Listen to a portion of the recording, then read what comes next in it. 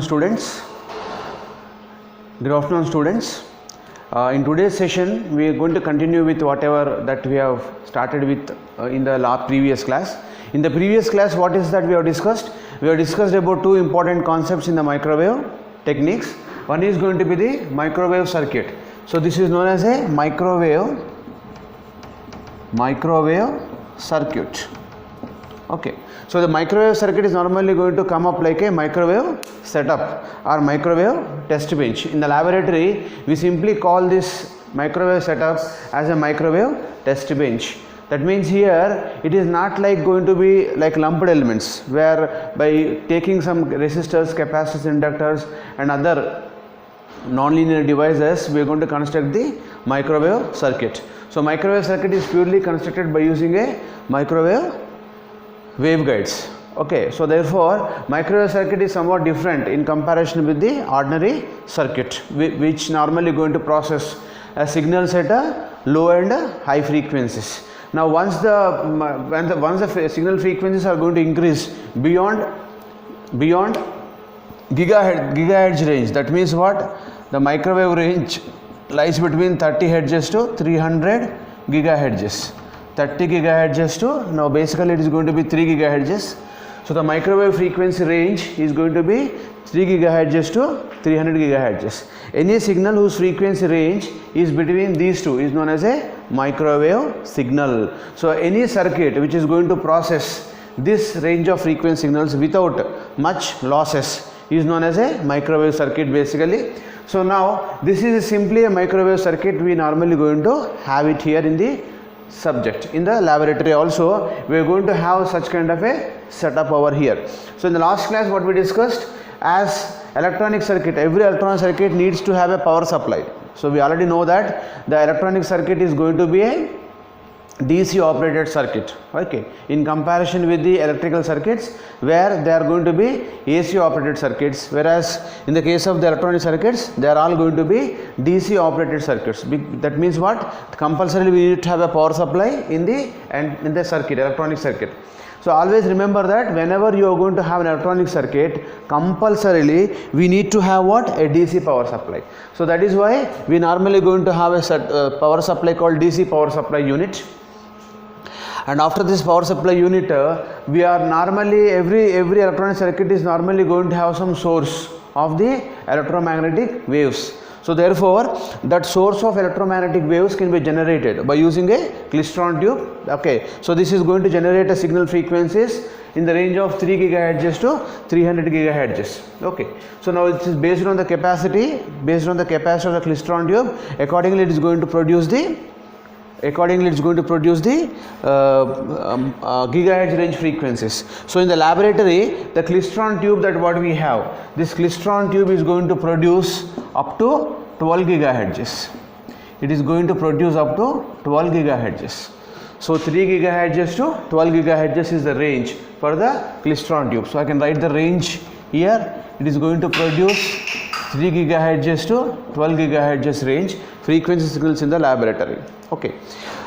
Now after the signal generation, we are going to have a circuit called isolator, which is normally going to separate the microwave circuit with the input signal, with the input. So therefore what happens, none of the signal is going to get deflected back into the klystron tube because of the isolator. So every microwave circuit compulsorily should have the isolator. Without isolator we are not going to have any of the microwave circuits in the setup bench or a microwave circuit. So after this isolator, then you are going to have other components which are going to be adjustable. You can just remove one of the component, you can keep another component based on the applications. But whatever that I have shown you is going to be the general block diagram or a general circuit diagram of a microwave circuit. Then you normally going to have an attenuator which is called variable attenuator, and using this variable attenuator we normally going to change the frequency of the amplitude of the signal. That means we can vary the amplitude of the signal based on this particular variable attenuator. It is simply going to be like it is going to suppress or reduce the amplitude level of the input signal. Then you normally going to have a frequency meter. Frequency meter is normally used to measure the frequency of the signal which is being transmitted, which is being transmitted to this particular circuit. Okay, then after this we are going to have a slotted section. Slotted section is normally used to adjust the wavelength of the wave that you normally going to transmit through the waveguide. And finally you are going to have the load. Okay, so now this load is normally going to be antenna in the case of the antennas and wave propagation. We simply connect a load like an antenna based on the application. Or basically microwave circuits or microwave setup benches are normally going to have a parabolic antennas. So we connect output of this slotted section to the parabolic antenna. Using this parabolic antenna we normally going to transmit the signal into the free space. Then next you are going to have a VSWR meter or a CRO to measure the output signal which we are going to have it over here. Now why this VSWR? VSWR stands for, we already know that, voltage standing wave ratio. Now this voltage standing wave ratio is always going to lie in between 1 to infinity. VSWR lies between always 1 to infinity. More is going to be the VSWR, better is going to be the signal that we are going to transmit. Okay, so we normally going to transmit a signal more effectively. So therefore VSWR indicates that the amount of the signal which is simply reflected back. If it is going to be infinity means what? No signal is reflected back from the circuit. Okay, so therefore this is what the entire circuit which we have seen in the previous class. And next one is, we have seen the cavity resonator. Now how do we form a cavity resonator? We just simply take a rectangular waveguide. Now in this rectangular waveguide we see that the length between these two is going to be 3 times lambda by 2. The length of the waveguide we will adjust it to some n times lambda by 2. So say we have taken this as 3 lambda by 2. Since we have taken as 3 lambda by 2, we are going to get 3 half cycles. If you take 5 lambda by 2, we are going to get 5 half cycles. If you take 7 lambda by 2, we normally going to get 7 half cycles.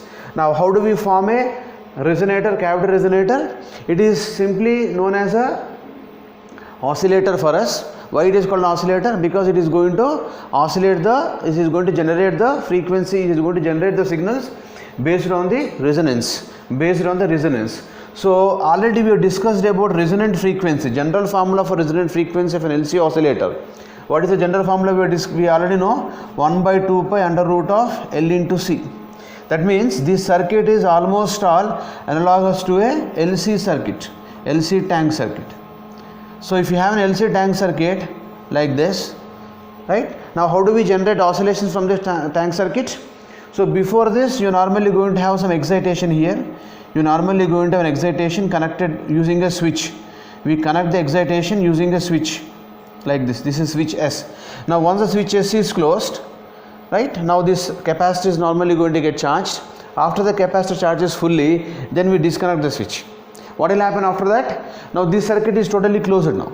So after it is closed, now if you imagine that inductor and capacitor as lossless, then what will happen? This LC circuit is normally going to generate the oscillations. This LC circuit is going to generate the oscillations now. Okay. Similar to that LC oscillator, we normally going to have here a cavity resonator, right? So it is normally going to resonate, it is normally going to generate the oscillations at resonant frequencies, which is nothing but equal to FR is equal in the form of 1 by 2 pi L into C. So therefore we are normally forming a cavity resonator here. Okay, so using this resonator, what we are doing now, we are simply injecting some electromagnetic wave through this waveguide from one end, say port 1, and port 2 we are going to close. Once after we inject, then we normally going to close the port 2. So after we inject the wave, then we close the port 1 also. Therefore we normally going to get a waveguide section something like this. Okay, now if you see from front side of this particular waveguide, if you have a front view, you see only 2 lines. Okay, it is a rectangular cross sectional bar. So you normally going to see 2 lines here. So similar to that, I am going to have 2 lines here. Now how the wave is simply getting propagated now? The wave is going to propagate like this, half wave.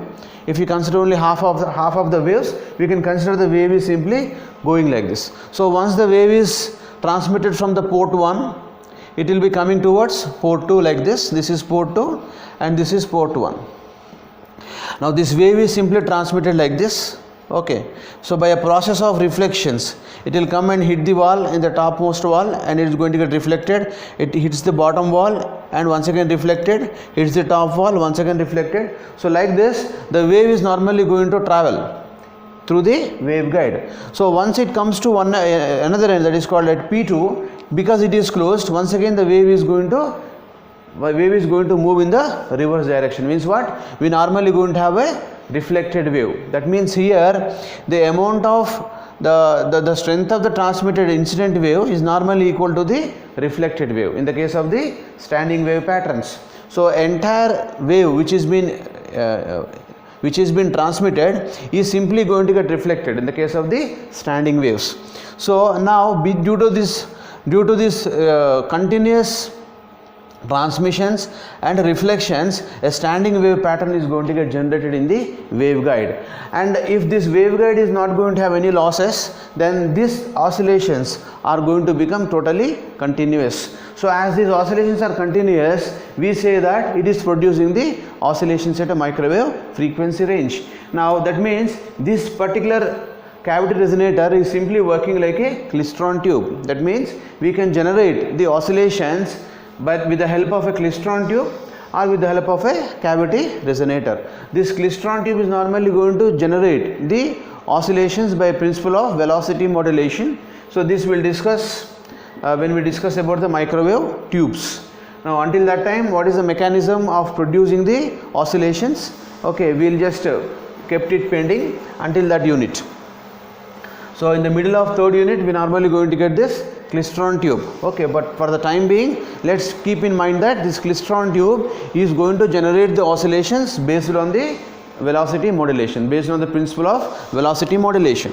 Then that means we can replace this klystron tube by a cavity resonator. If you use a cavity resonator, you need not really use the power supply unit.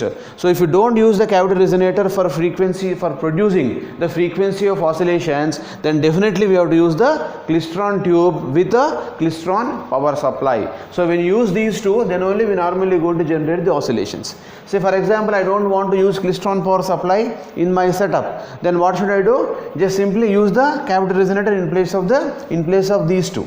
In place of klystron power supply and klystron tube, use this cavity resonator, and it is normally going to generate the oscillations for us. Okay. Now, so that means what? This is what cavity resonator is going to be part of the microwave circuit or microwave setup bench. So that is why we discussed first of all about this microwave circuit. Then as this cavity resonator is normally going to be part of the microwave circuit, we have started discussing with the cavity resonator now. Okay. Now next part is we will now come to the mathematical part of the cavity resonator. Now when the cavity resonator is normally going to propagate the wave, it is based on the cutoff frequency of the waveguide, because this is known as a waveguide. So based on the cutoff, this is what the drawback here, whereas coming to here, that drawback is not there here.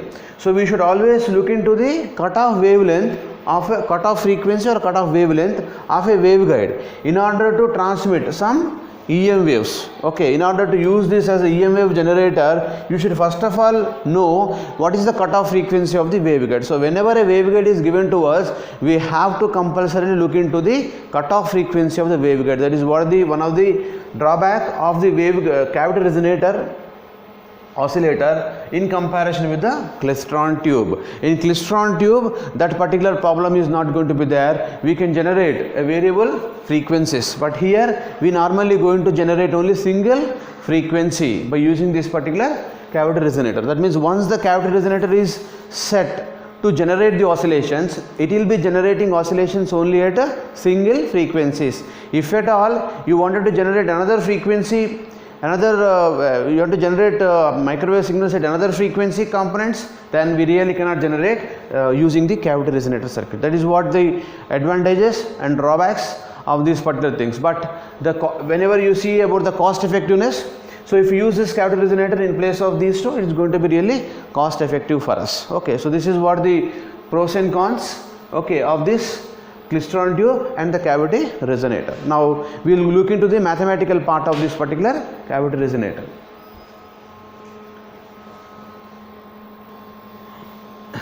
So So well, now this is the equation which we already derived in the previous session while we are discussing about deriving the equation for the TM and TE mode through a waveguide, through a rectangular waveguide. So we have written there as h square is equal to a square plus b square. Now h square is equal to, we have computed the values for a, constants a and b, as a is equal to n pi by b, b is equal to m pi by a, and by expanding that h square I can represent is as equal to gamma square plus omega square mu epsilon, and this is the equation which we have got previously. Same thing we are using now here. So omega square mu epsilon is equal to what we can write this equation, this gamma square, I will take it down to this side. Now here in a rectangular waveguide, now that means here the rectangular waveguide we are using it as an oscillator, okay, and we are calling it as a cavity resonator. So that means here for a cavity resonator to operate, compulsorily a wave has to propagate through the waveguide. So therefore for a wave to propagate through a waveguide, what is the value for gamma that you are going to get? Gamma is nothing but equal to propagation constant, which is equal to alpha plus j beta. Now in this, what is alpha? Attenuation. What is beta? Phase constant. So the phase of the signal is continuously changing when the wave is propagating through the waveguide. So how can you say that phase is changing? See, this is the wave, for example, say this is what we have now. In the cavity resonator we have, the wave is moving like this inside the cavity resonator. Means what? This wave is changing the phase. Now the phase at this point is different with the phase at this point. So this point phase is different with this point phase. That means the phase is continuously going to change from 0 to 360 degrees. Now when the phase is changing from 0 to 360 degrees, we say that wave is propagating through a waveguide. So when the wave is propagating through a waveguide, for a perfect propagation, the alpha value should be equal to 0. Means what? The attenuation value should be compulsorily equal to 0 for a wave to propagate through a waveguide. So therefore what we are doing now, alpha, we are simply considering it going to be equal to 0. If alpha is made equal to 0, we can write a gamma square is equal to simply j square beta square. Now j square is equal to minus 1, so I can write this as equal to minus beta square. Now let us see that equation for phase change. Already we have got the equation for phase change when we were discussing about the wave equations through a rectangular waveguide. So there we got beta is equal to 2 pi by lambda g as the generalized equation for the phase constant. Now here we are looking for phase constant through a waveguide, through a resonator or a cavity resonator, or through a waveguide. So therefore based on this formula I can write beta is equal to, now this 2 is a coefficient which is based on the cavity resonator, which is based on the dimensions of cavity resonator. Therefore I can write this is equal to some p pi by d.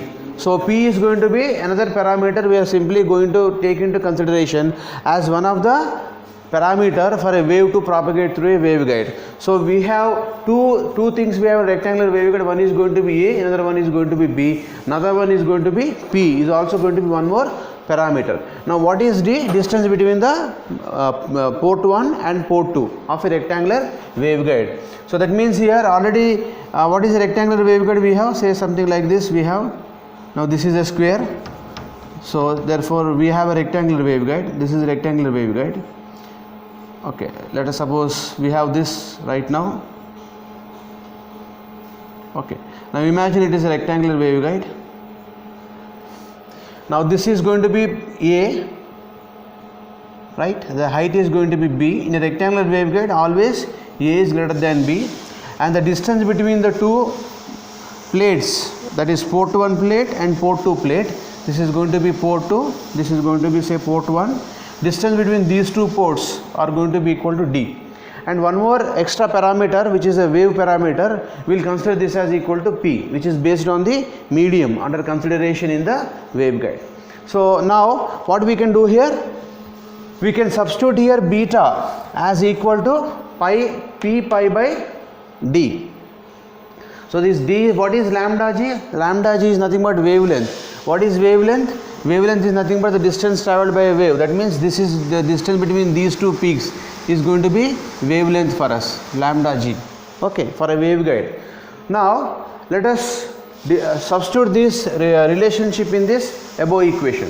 From above equation, what we can write now? Omega square is equal to mu epsilon is equal to mu epsilon, omega square into mu epsilon is equal to m pi by a whole square plus n pi by b whole square minus gamma square. What is gamma square we have got? Gamma square is equal to minus beta square.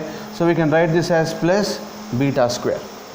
Now this equation, from this equation what we can write now? Omega square is equal to 1 by mu epsilon m pi by a whole square plus n pi by b whole square plus beta square.